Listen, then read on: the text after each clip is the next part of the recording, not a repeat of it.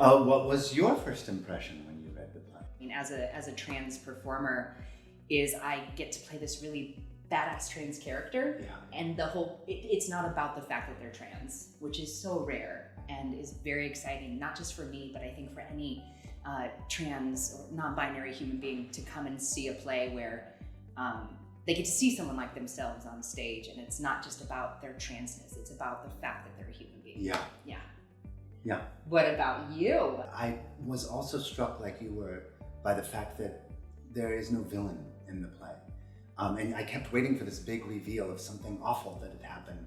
And it's not, it's about all those little teeny moments that can pull people apart or pull them together.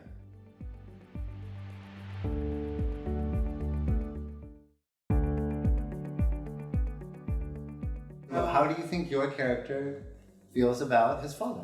How does Kid think about Gray? You have two people who I think really care about each other, and they're both dealing with loss, a very similar loss. I think Kid loves his father. I think they have a strained relationship. I think they are of two different worlds. I think yes. They have a lot in common. They want to connect. They desperately want to connect. They do not know how. Yeah. Yeah.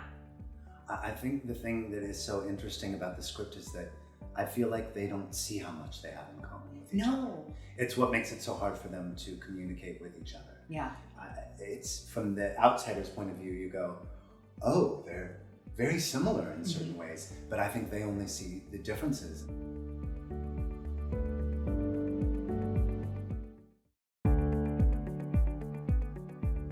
I also liked the parallels in the play to the transition of gender, and how that is, all life is a transition, that there is no permanent, that everything is always in fluctuation. Absolutely. That we're constantly dealing with transformations, whether we want to be or not. Yeah.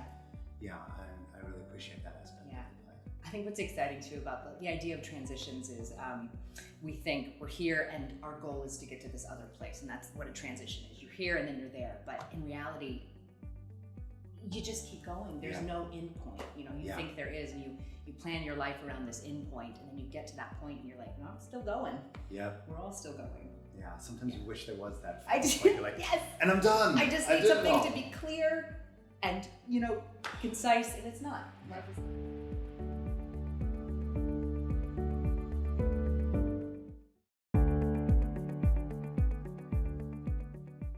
One of the things I loved the most about the play immediately is that Gray has a great deal of generosity and love for his son, even in his confusion as to how to approach him and not offend, and what is the correct way to speak about these things. He really, really means well. And I also think that he's at a point in his life where he has lost everything else, and he shows up unconsciously driven to his child's doorstep as the child now, sort of like, hi, I need some parenting. I don't know what to do with my life anymore. I'm stuck. But they've sort of reversed roles in some ways, that the father is the son now and the son is the father.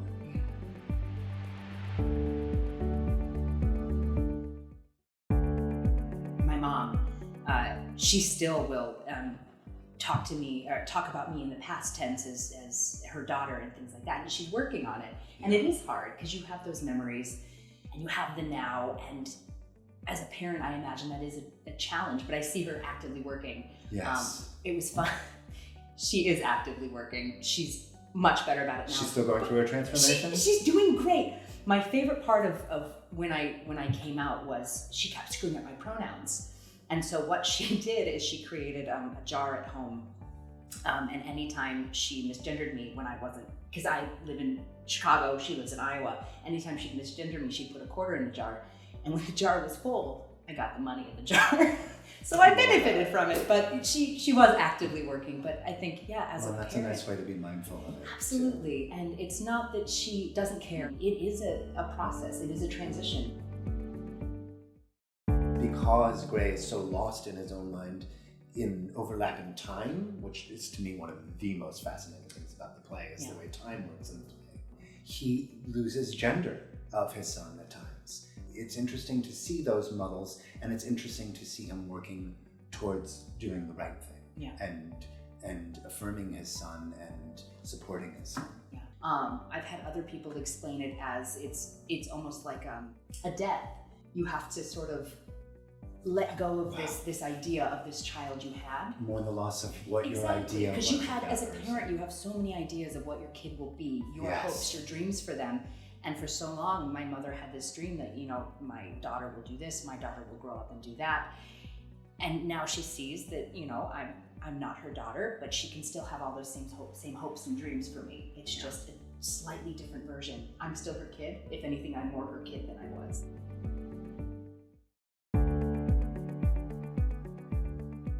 Had kid not transitioned, I think it would be easy to not forgive his father, to not try and understand why his father did the thing that he did. But because kid has transitioned, is transitioning, kid now as a man can relate to his father in a whole new way that kid was not able to relate to his father before. It's been really fascinating to hear the point of view on gender as a larger construct that trans people have, because you see it in a sort of meta way that most people don't. Yeah. Because we get so stuck in our binaries. Mm-hmm. And there's this ability to go, well, I see this aspect of that and I see this aspect of that, and the truth is somewhere in between. And I found that really fascinating.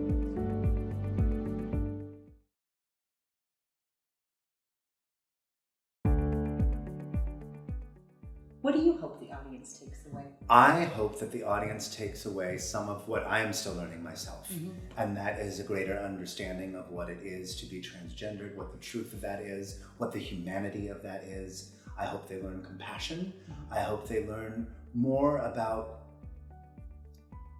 how important language is in addressing other people. I was looking up the they pronoun and the modern usage of it that said, language at its best is a tool in learning to respect other people.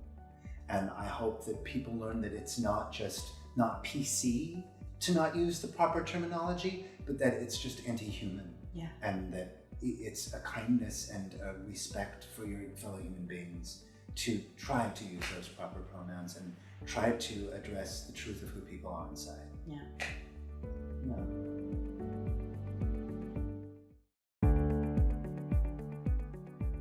What do you hope people take away?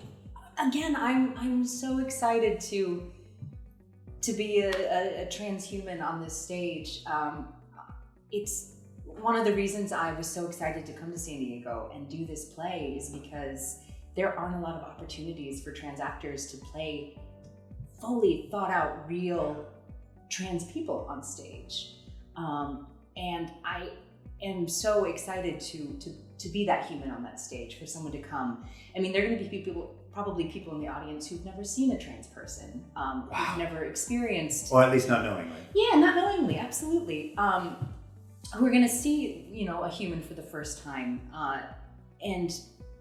or someone who is grappling with their own feelings about who they are. I love to be that person for other people.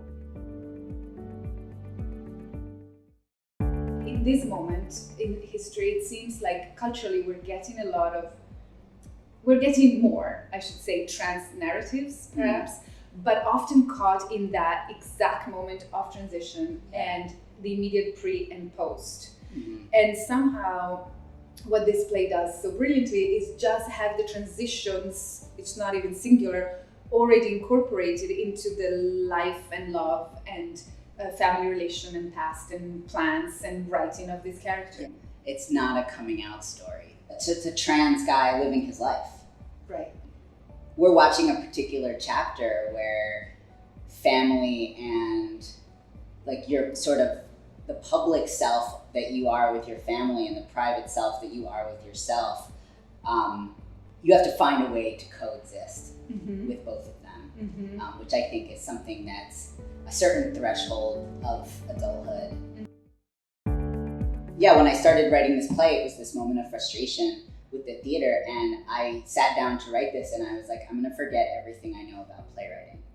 And so by throwing that to the wind, I really had to follow my nose. I had to follow what the characters were giving me, and they were taking me into worlds, and it was my job not to get in the way of that. I love that. Yeah. I think it's very easy, as a playwright, to want to please people by giving them a story that's the kind of story you think they'll like, or the kind of story they've liked in the past. But for me, that's not very enjoyable. I mean, that's not why I got into this. No, it's true, that thing of the expected, right? Or what you think may be expected, and then to have the courage to shake that up. I really do think this play does that. Well, I also think people don't know trans lives so much, or we haven't had enough opportunities to hear stories about trans lives told by trans people. And what I have the opportunity to do here is to reorient, the physics of the whole thing, and to say, oh, no, it doesn't flow that way. It really doesn't. Our lives are not all coming out stories. Our lives are not. Our lives don't fit into tidy bundles. Totally, and I also feel by making it so specific to the relationships, and it's kind of also a father-son story over time and all of that, and the story of loss. You also defy another trope, which is the danger of wanting one story to represent all the stories, all the trans stories. Right. And you really avoid that so beautifully.